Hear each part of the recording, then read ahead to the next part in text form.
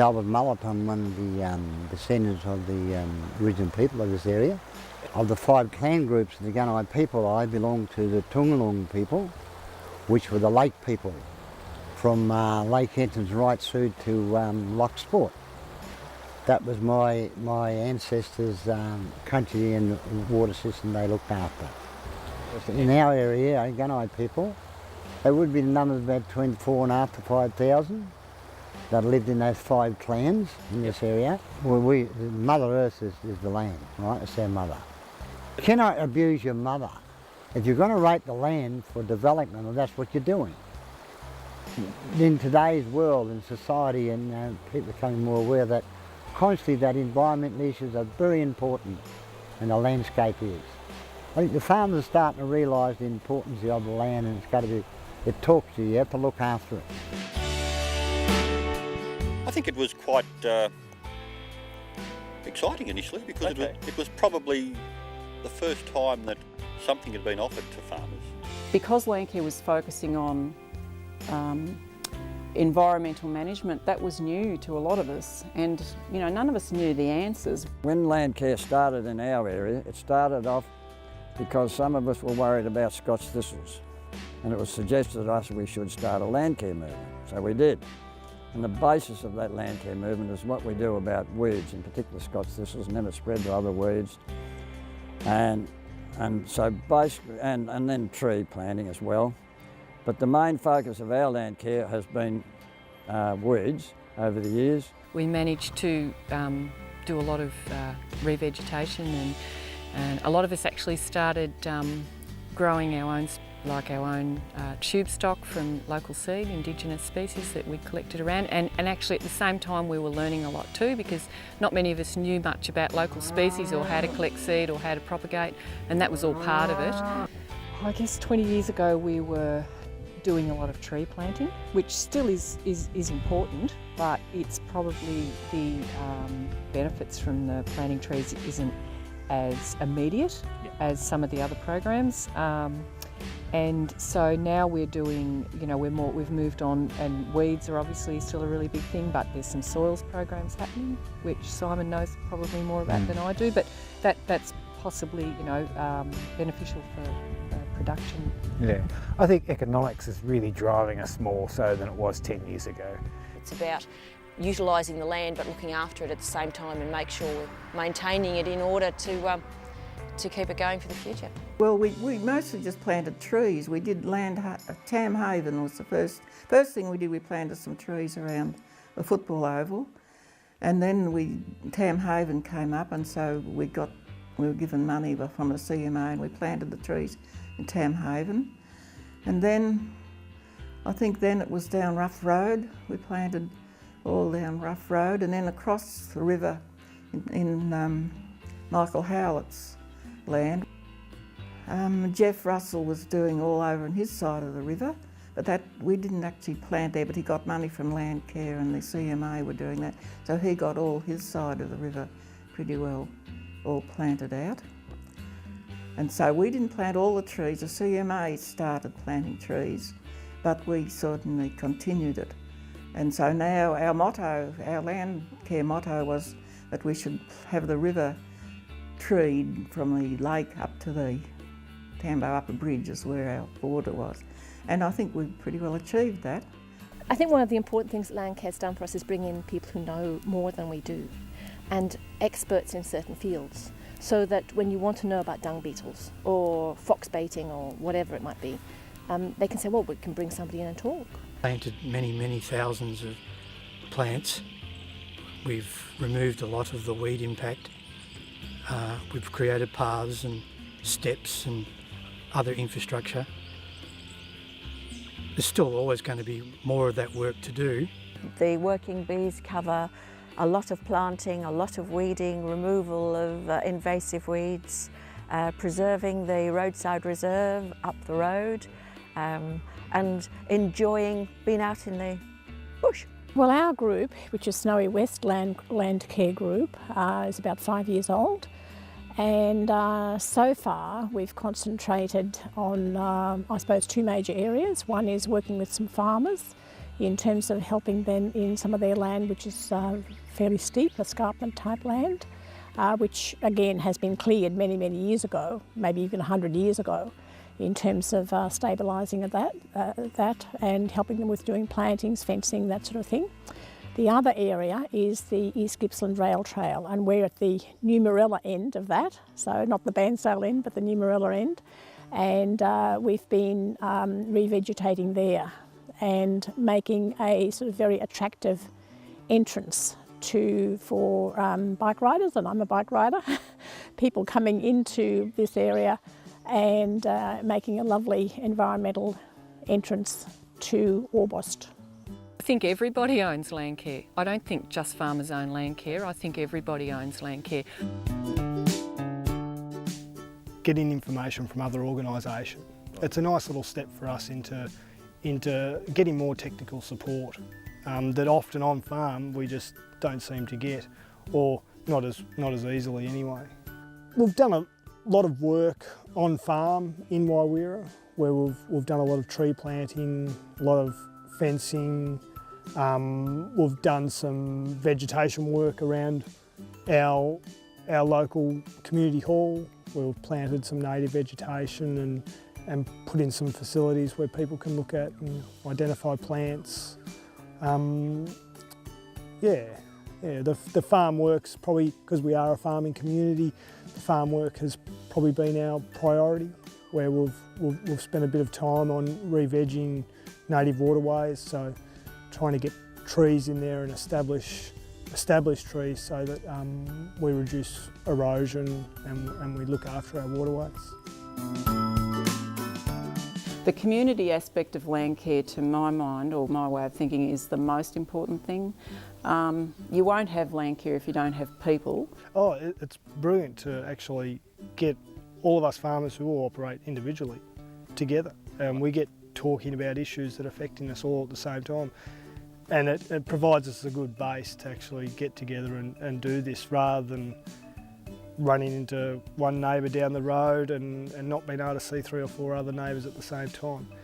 As we are viable farmers, we don't get much time to run around and see people. So to have an organisation that brings us together to talk about issues that we need to talk about, it's really good for us. They're a good bunch of people that I enjoy. They're the company of at meetings and the occasional social event. That's important. They're your neighbours, they're your colleagues, they're your work, in the same industry. So we share ideas and thoughts and teach each other a bit too. So that's important. As a group, we have more weight behind us. As a group, we get together and there's a lot more people to push forward with ideas. One person can make a small difference, but a group can make a larger difference, and we've been able to achieve that. Well, there's a saying, and it's not mine, but it's a very true one, that you have to be in the black to be green. The general community awareness, at an average level, there's extremes in the awareness, but at the average community level, I think Landcare has done a fantastic job. Junior Landcare in schools is a great plus, because that brings the message home from school and they start asking mum and dad a few questions and we're starting to get the message across. Because then we can save the land and clean it, keep it healthy, keep all the animals alive. I do still enjoy it. Every now and again go out plant trees with people and that. Our environment's really quite important. We sort of need it to survive, and without it we're in deep trouble. So they should really keep going where they are. They're doing quite a good job at it. Our Landcare is, for us, our directional unit to get the people involved in the committee and the group to go forth and do things within Landcare. So it's up to our members to really work harder and get involved in the issues that we think are important to our Landcare group. Well, there is a future for Landcare, and we do need it, because Landcare, if it's nothing else, it gets farmers or like-minded people together to discuss issues for the good of the land, and that's important. We can battle along on our own and not be doing nearly as much as we might if we were only to go out and learn from other people. So from that point of view, there is a future for Landcare. Yeah, there's a future for farming, there's certainly a future for Landcare if it's properly funded and properly managed and appreciated. I think Landcare is always relevant. It's, I think generally farmers have accepted that there is a need to look after the environment, to look after their farms, to plant trees, to look after weeds, to look after conservation issues. That's just part of our psychic now. It was a bit of a novel there a few years when it started. Now look, we're probably seeing a bit of a change in what Landcare is. There's still a lot of re-veg work to be done, there's still a lot of fencing to be done, but Landcare's also looking at what we see on our farm is where it's trying to innovate new practices for us to look after our land, but not only look after our land, to make it more productive and profitable for us as farming communities, because if we're not profitable, we can't actually put the funds or put the time into doing the things that keeps our land developing and growing.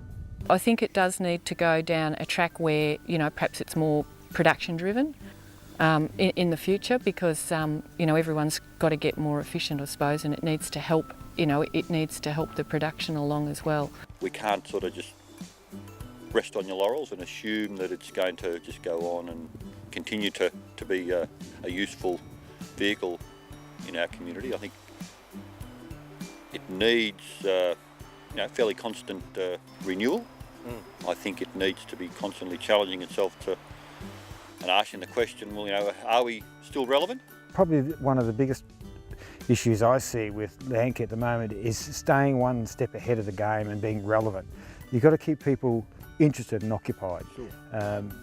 If they can see something that's going to benefit them, whether it be an economic, environmental, whatever, then they'll come along and gladly participate. But too often you can get dragged aside to something that's probably not of benefit, so you pull back from that and head in a different direction. But you can actually see the changing landscape in our area with a lot more trees in the landscape than before, and it has been helped by better seasons.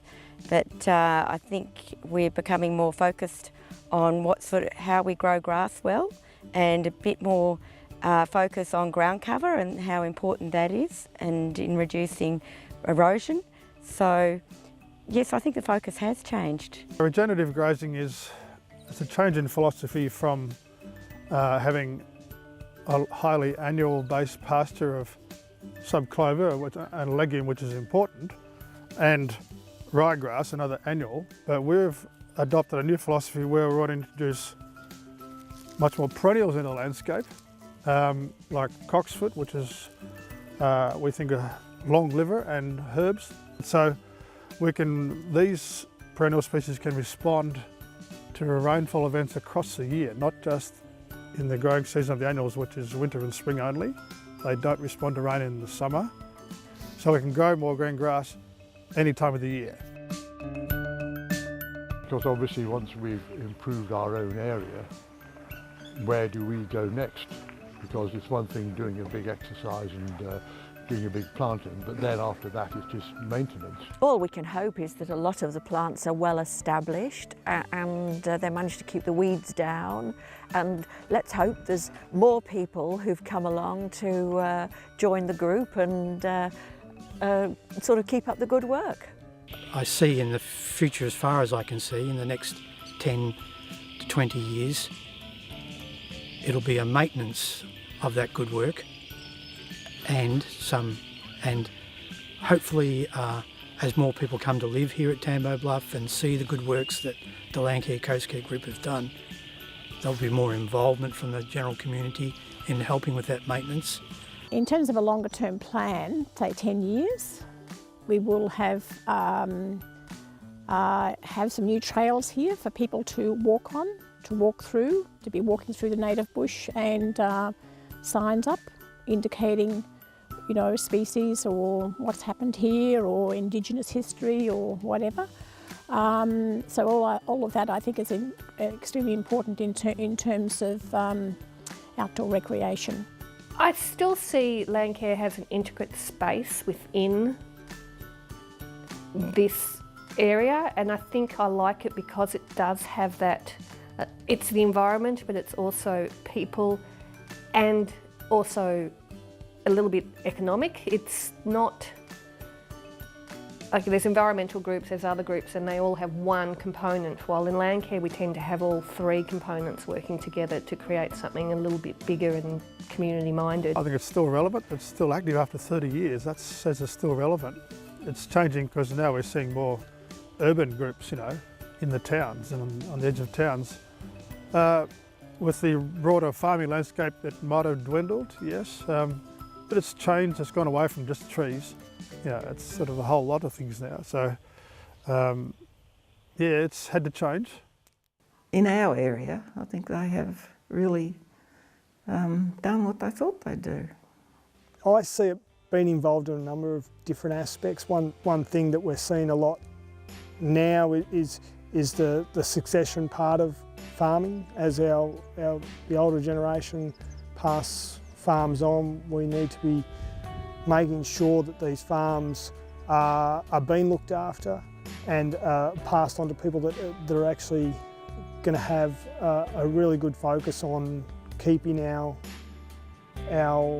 farms productive and making them better, not just keeping them the same, but actually making them better, keeping the land so that